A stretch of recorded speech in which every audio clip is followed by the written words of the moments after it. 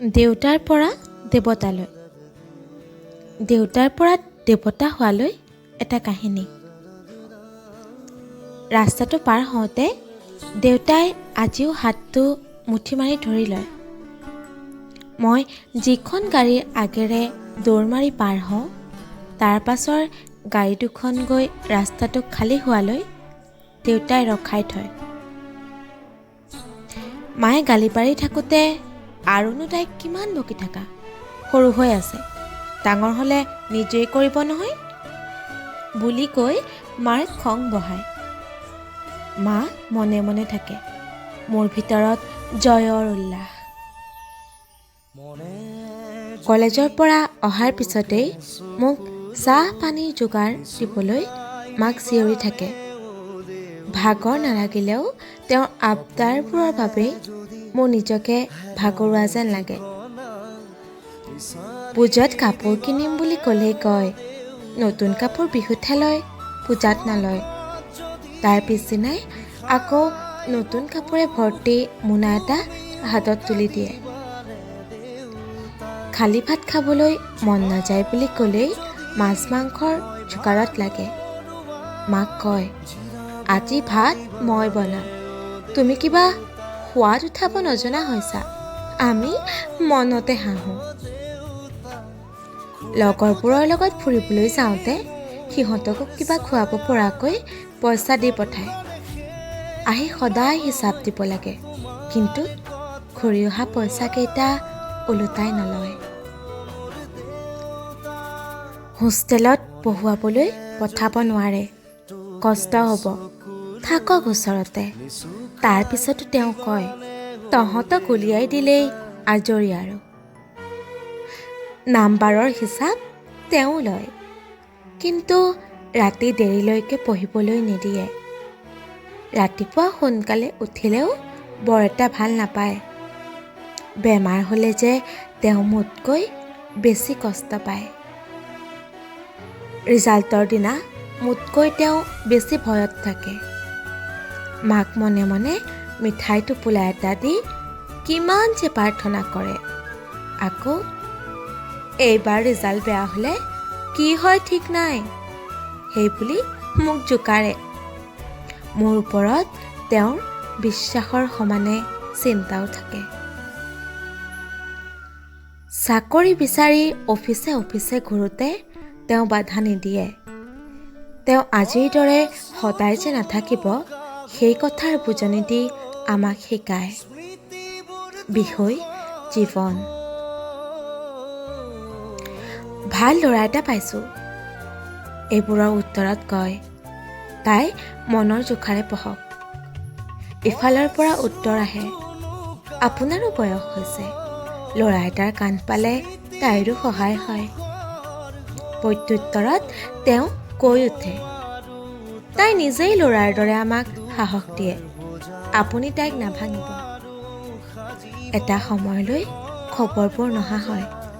তাৰ মাজতো ছোৱালীৰ জোখাৰে ল'ৰা এটা পাইছোঁ, এই কথাবোৰ তেওঁ ভাতৰ লগত পানী খোৱাৰ দৰে গিলি থয়। দৰমহাৰ মিঠাই খুৱাব পৰাকৈ কোনোবা আছে নেকি মাজনী? তেওঁ প্ৰশ্নত ৰৈ যাওঁ। যাবগৈ লাগিবই। যিজন মানুহে আনক আঁতৰাই তেওঁৰ বাবে এদিন পূজা হৈ পৰো যেন লাগে।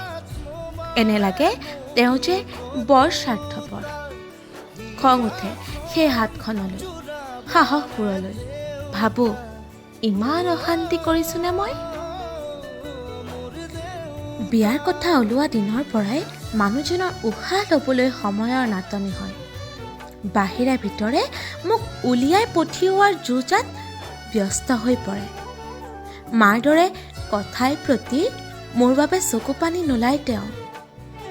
প্ৰায়ে আজিকালি বেয়া পাওঁ এই মানুহজনক।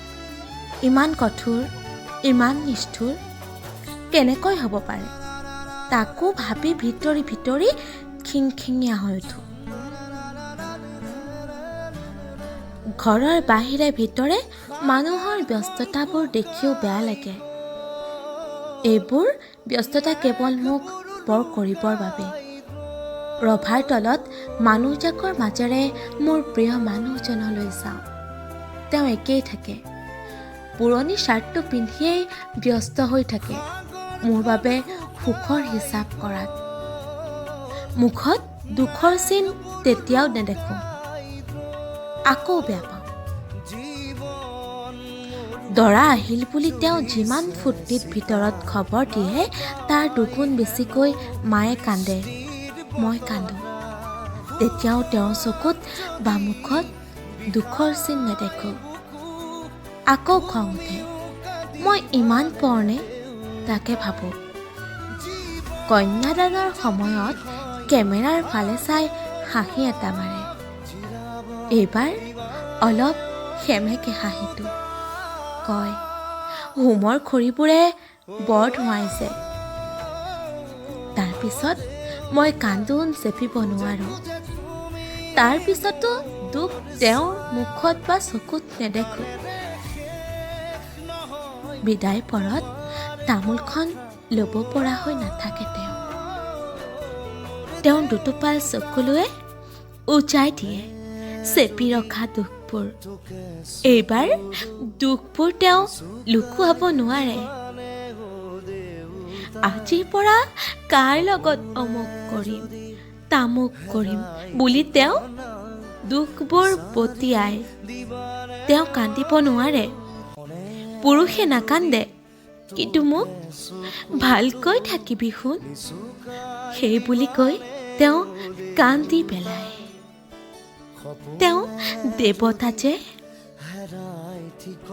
জোঁৱায়েকক মোৰ দায়িত্ববোৰ দিয়ে, মোৰ সুখৰ হিচাপ ল'ব। তেওঁ আকৌ সকীয়াই, তেওঁ যে মোৰ প্ৰিয় মানুহ। এই মানুহজনে কিমান যে আৰু সুৰক্ষা নিদিয়ে নহয়।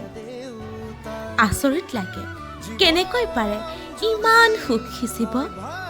মানুহ হৈও তেওঁ পাৰে দেৱতা হ'ব।